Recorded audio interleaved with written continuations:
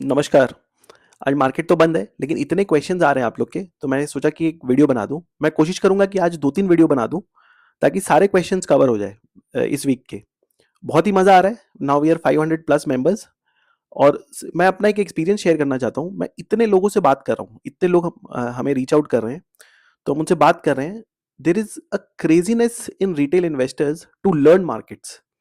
लोगों का जो डीप अंडरस्टैंडिंग है मार्केट्स के अराउंड, मतलब जो कंपनीज वो इन डेप्थ पढ़ रहे हैं।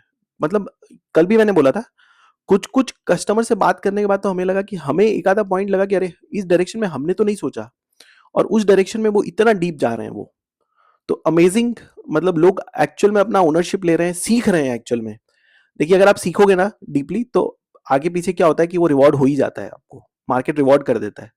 बट ऐसे ही सीखते रहिए। हम भी कोशिश करेंगे आपको वैल्यू ऐड करने का।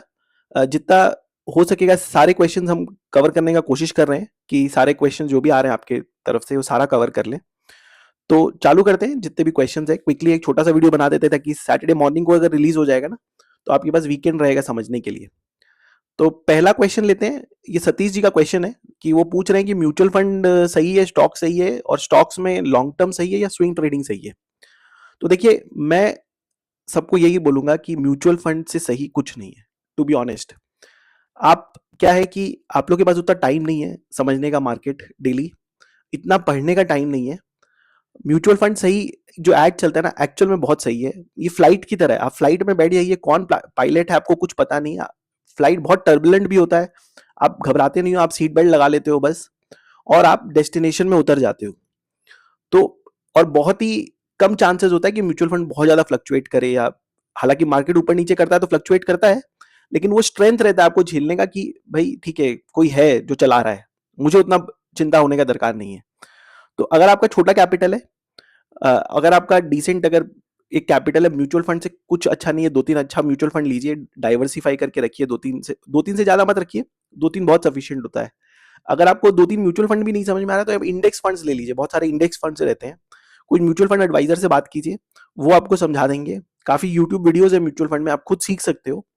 तो म्यूचुअल फंड से सही अगर आप मेरे से पूछोगे तो कुछ नहीं है। स्टॉक्स, ऑब्वियसली स्टॉक्स में थोड़ा रिटर्न बहुत ज्यादा होता है, लेकिन आपको क्या है, समझने के लिए, करने के लिए टाइम निकालना होगा, और काफी टाइम देना होगा। It's a full time activity. अगर आप सोचोगे जॉब के साथ मैं 15 मिनट में कर लूंगा, कोई न्यूज चैनल देख के कि ये इधर घुसो इधर निकलो, तो नहीं हो पाएगा। अगर आपके पास टाइम नहीं है, आप नहीं सीख सकते, आप म्यूचुअल फंड कीजिए। अगर आपके पास समय है, आप सीख सकते हो, आप काफी समय दे सकते हो, तो आप स्टॉक्स लीजिए। 12-15 स्टॉक्स में डाइवर्सिफाई करके रखिए अपना पोर्टफोलियो को। कंपनीज के बारे में सीखिए, कंपनीज में क्या चल रहा है, कॉम्पिटिटर में क्या चल रहा है, मार्केट में क्या चल रहा है, मतलब ओवरऑल उस सेक्टर में क्या चल रहा है, ये अंडरस्टैंडिंग कीजिए। कल भी मैंने बोला था 2-3 सेक्टर से ही चालू कर लीजिए। बेस्ट होता है बैंक से चालू करना, बहुत बड़ी सेक्टर होती है, लेकिन आप 2-5 बैंक पढ़ लोगे ना, तो आपको एक अंदाज हो जाएगा कि बैंक्स और एनबीएफसी में क्या देखते हैं। तो अगर आपको एक अंडरस्टैंडिंग हो जाएगा ना, तो आप सारे 100-150 जितने भी बैंक्स और एनबीएफसी है ना, उसको तुरंत कवर कर लोगे। आपको ज्यादा टाइम नहीं लगेगा फिर कवर करने में। आप बैंक से चालू कीजिए, कंजम्पशन से चालू कीजिए, जितने भी कंज्यूमर रिलेटेड स्टॉक्स है आपको समझने में इजी रहेगा। अगर आप केमिकल फार्मा ये सब ले लोगे ना, तो आप खो जाओगे, बिकॉज आपको इतना समझ में नहीं आएगा कि केमिकल क्या है, कहाँ से चाइना से डंपिंग होता है, कहाँ बनता है, क्या नहीं बनता है वर्ल्ड में। आप सिंपल इंडस्ट्री लिए, आप ये भी कैपिटल मार्केट वाली इंडस्ट्री भी देख सकते हो, ये बीएससी एनएससी, इसको भी पढ़ने में थोड़ा आसान रहता है। रियलिटी एज अ सेक्टर आप पढ़ सकते हो, उसमें भी आपको ज्यादा, थोड़ा सा टफ है रियलिटी समझने में, लेकिन उतना ज्यादा टफ नहीं लगेगा। तो ये 3-4 सेक्टर्स है जो आप स्टार्ट कर सकते हो। उसके बाद then you can gradually scale yourself into chemicals, pharmas, and different different sectors. तो देखिए सतीश जी, म्यूचुअल फंड एकदम सही है। आपका छोटा कैपिटल, आप म्यूचुअल फंड के माध्यम से जाइए।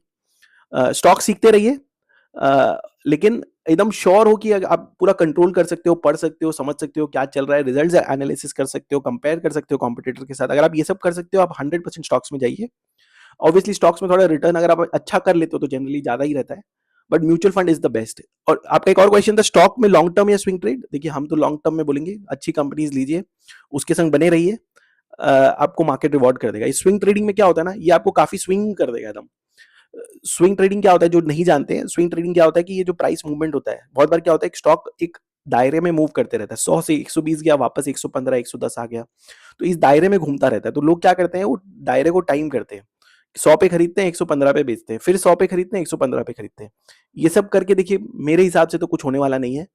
क्योंकि क्या होगा कि मार्केट अचानक में हाथ छोड़ देगा। अगर स्टॉक 100 से 200 जा रहा है, तो आप क्या है ना, घर में 50-60 रुपए से ज्यादा नहीं ले जा पाओगे ये स्विंग ट्रेडिंग करके, आप वो 40 रुपए खो दोगे। और कैपिटल गेन भी क्या है, शॉर्ट टर्म में बार बार आप 20% दोगे जो भी गेन हो रहा है आपका, और लॉन्ग टर्म में 12.5% है। तो मैंने तो नहीं देखा है किसी को स्विंग ट्रेडिंग करते हुए बहुत अच्छा करते हुए, लेकिन आपको लगता है तो आप देख सकते हो। लेकिन मैं स्ट्रांगली पहला आपका जो क्वेश्चन था म्यूचुअल फंड आपको रिकमेंड करूंगा, और आपको लॉन्ग टर्म इन्वेस्टिंग के लिए स्ट्रांगली एनकरेज करूंगा कि आप लॉन्ग टर्म इन्वेस्टिंग कीजिए। नेक्स्ट मुकेश जी हमें बता रहे हैं कि स्टॉक मार्केट में बहुत पैसा है बट पेशेंस होना चाहिए, 100% पेशेंस होना चाहिए। अभी जो माहौल है उसमें अगर आप खटपट खटपट करके अगर अपना पोर्टफोलियो बेच देते निकल जाते हो ना, तो फिर जब मार्केट चढ़ेगा तो उस समय क्या है कि आपको मौका नहीं मिलेगा अच्छा करने का। तो आप बने रहिए, अच्छे स्टॉक्स अच्छे म्यूचुअल फंड के संग बने रहिए, आपका पैसा क्या है ना आगे पीछे जाके बन जाएगा। एक सुनीता जी का क्वेश्चन है, कंपनी का इनका बहुत ही अच्छा क्वेश्चन है, कंपनी का रिजल्ट आ रहा है अच्छा, हाँ लेकिन स्टॉक फिर भी नीचे ही जाया जा रहा है, नीचे ही जाया जा रहा है, नीचे ही जाया जा रहा है। तो इसमें क्या होता है ना, देखिए क्या होता है ना कि आपकी टीम में आपने सेंचुरी मार दिया लेकिन आपकी टीम हार गई, तो क्या आप ज्यादा खुश नहीं हो पाओगे। तो देखिए अगर ओवरऑल मार्केट का माहौल अगर खराब है ना, तो सभी जनरली स्टॉक्स जो अच्छे कर रहे हैं वो भी नीचे है और जो खराब कर रहे हैं वो भी नीचे है। लेकिन मार्केट जब चढ़ेगा ना, तो जो स्टॉक्स का रिजल्ट अच्छा है, जो सही दिशा में मूव कर रही है ना, they will be the first one two dance, वो सबसे पहले एकदम भागेंगे, भाग मिखा भाग की तरह। तो अगर आप श्योर है कि आपकी रिजल्ट बहुत अच्छी आ रही है, कॉम्पिटिटर्स के मुकाबले बहुत अच्छा कर रही है, मार्केट शेयर गेन कर रही है, कंटिन्यूटी है, ऐसा नहीं हो कि वन टाइम इनकम है, कंटिन्यूटी है, आपको लग रहा है आने वाले 2-3 साल में भी अच्छा कर लेगी डायरेक्शनली, अगर आप एकदम श्योर है ना, तो आप बने रहिए। अभी कोई स्टॉक नहीं चल रहा है, सब ऑलमोस्ट लाल है। आप चाहे बड़े इन्वेस्टर्स का पोर्टफोलियो देख लीजिए, छोटे इन्वेस्टर्स का देख लीजिए, म्यूचुअल फंड्स देख लीजिए, सब लालम लाल है। 18 महीना से कुछ हुआ नहीं है, लेकिन मार्केट क्या है ना, पॉकेट्स में ही देता है। ये क्या है कि ऐसे नहीं करता कि ब्रेकफास्ट भी करना है, लंच भी करना है, डिनर भी करना है बराबर, ऐसे नहीं करता है। मार्केट क्या है कि एक दिन डिनर कर लिया फिर 3 दिन खाता नहीं है, फिर 4 दिन बाद जाके लंच कर लिया फिर 5 दिन नहीं खाता, ये पॉकेट्स में करता है। और वो जो 2-3 दिन निकालना होता है ना, जो जब मार्केट बहुत टर्बुलेंस होता है, that is the most important thing. तो आपको अगर लग रहा है कि आपकी कंपनी बहुत अच्छी है, क्वार्टरली रिजल्ट बहुत अच्छा आ रहा है, तो आप स्टॉक में बने रहिए, और आपको क्या है कि आगे पीछे जाके रिटर्न मिल जाएगा। फिर ये डी शर्मा जी का क्वेश्चन है कि मार्केट की जर्नी जिगजैग होती है बट आगे बढ़ने के लिए वो झेलना ही पड़ता है टर्बुलेंस। एकदम सही शर्मा जी, मार्केट का जर्नी अगर सीधा होता ना, तो आज सबके पास मैं बोलता हूँ BMW होता। Market just because market turbulence है, बार बार आपको सांप काट लेता है, तो क्या आप नीचे आ जाते हो, तो आपसे सहन शक्ति नहीं होता कि अरे मैं तो 99 पे पहुंच गया था, अब वापस मैं 2 पे आ गया। तो क्योंकि वो 99 से 2 पे आप वापस आ जाते हो ना, तो आपका हिम्मत नहीं होता कि अरे मुझे वापस 2 से 99 पे जाना है। वो जो शक्ति कर लेते हैं, जो झेल लेते हैं, वो अच्छा कर लेते हैं। एक जॉयदीप शाह जी का क्वेश्चन है, what is growth, what is over valuation and what is under valuation. तो देखिए मैं जस्ट एग्जांपल के तौर पे आपको एक कंपनी लेता हूँ, पुराना एग्जांपल लेके, ताकि आपको समझ में आए। अ, कल भी लिया था मैंने ये एग्जांपल, वरुण बेवरेजेस का जो एग्जांपल था ना, देखिए वो रेड बुल जो एनर्जी ड्रिंक था ना, इंडिया में 125 रुपए में रेड बुल मिलता था।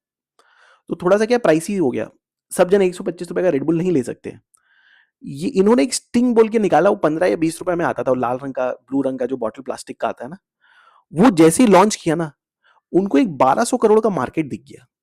तो आपको ऐसा देखना है कि आपके की जो कंपनी है उसके सामने ग्रोथ अपॉर्चुनिटी कितना बड़ा है, क्या वो 10-12% से ही ग्रो कर सकते हैं। मैं जस्ट एक जन का और क्वेश्चन है, टाटा ताहा इंडिका का श्री लेदर्स को लेके। देखिए श्री लेदर्स क्या है ना, कैलकाटा साइड में, वेस्ट बंगाल साइड में जूता चप्पल बेचती है। तो देखिए जूता चप्पल तो एटलीस्ट 10-12% से ग्रो करना चाहिए बिजनेस, बट ये बिजनेस भी 10-12% से ग्रो नहीं कर रही है। जूता चप्पल अगर आप बेच रहे हो ना, तो आप ये नहीं बोल सकते हो कि हर साल मैं अपना सेल्स डबल कर लूंगा, कि लोग आके खरीदेंगे और हम अपना सेल्स हर साल से डबल कर लेंगे। आई थिंक ये सब सेक्टर में क्या 10-12% से ग्रो कर सकते हो। तो अगर आपका सेल 10 रुपए है ना, तो आप एक अंदाज लगा के एक प्रॉफिट का एस्टिमेट लेके एक कैलकुलेशन कर सकते हो कि ओवर वैल्यूएशन है कि नहीं है या नहीं है। फिर मैं एक उदाहरण दूंगा ओवर वैल्यूएशन अंडर वैल्यूएशन निकालने का। ये जितने भी इंजीनियर्स होते हैं ना, आईटी इंजीनियर्स जब इंजीनियरिंग करके निकलते हैं जनरली, तो क्या इनको ये इन्फोसिस विप्रो में 3.5 लाख की नौकरी मिलती है जनरली। तो अगर वो स्टॉक है ना बंदा, तो आपको लगेगा कि 3.5 लाख का नौकरी और 20 सफिशिएंट पी है, तो इसका 70 लाख का वैल्यूएशन होना चाहिए। मार्केट वैसे नहीं देखता, मार्केट देखता है कि ये बंदा बहुत स्ट्रांग है, बहुत अच्छा है, 3 साल में हो सकता है इसका 15 लाख का सैलरी हो जाएगा, 15-15.5 लाख का सैलरी हो जाएगा। मार्केट क्या है ना, उसको आज ही वो वैल्यूएशन दे देगा 3 करोड़ का। आप क्या करोगे, 3 करोड़ डिवाइडेड बाय 3.5 करोगे, तो आपको लगेगा अरे 100 के पी पे है। मार्केट क्या है ना, फ्यूचरिस्टिक अर्निंग देखता है। तो आप क्या ना, एक जो भी कंपनी है, ग्रोथ कितना बड़ा बिजनेस अपॉर्चुनिटी है सामने, उस बिजनेस अपॉर्चुनिटी में से कितना वो शेयर ले सकते हैं, वो कितना रियलिस्टिकली वो गेन कर सकते हैं उस मार्केट से। और उसके बाद क्या है कि ये रियलिस्टिक सेक्टर का पी कितना होना चाहिए और ये प्रॉफिटेबिलिटी कितना होगा, वो एक अंदाज करके आप निकाल सकते हो एक शेयर का भाव। बुल बेस सिनारियो निकाल सकते हो। बुल में आप थोड़ा ज्यादा पी ले सकते हो अगर बुल मार्केट है तो। अगर जैसे अभी जैसे कंसोलिडेटिंग वीक मार्केट है या बेयर मार्केट जो भी आप बोलो, तो आप एक पी ले सकते हो। इससे आपको क्या है, एक अंदाजा निकल जाएगा कि स्टॉक का प्राइस क्या होना चाहिए। तो ग्रोथ देख लिया, ओवर वैल्यूएशन देख लिया, अंडर वैल्यूएशन देख लिया। 10 मिनट का वीडियो हो गया, हम छोटे छोटे वीडियोस निकालने चाहते हैं। काफी क्वेश्चंस है, हम आज ही एक दो वीडियो और करेंगे और जितने भी क्वेश्चंस है ना उसका आंसर आपके संग शेयर करेंगे। Thank you.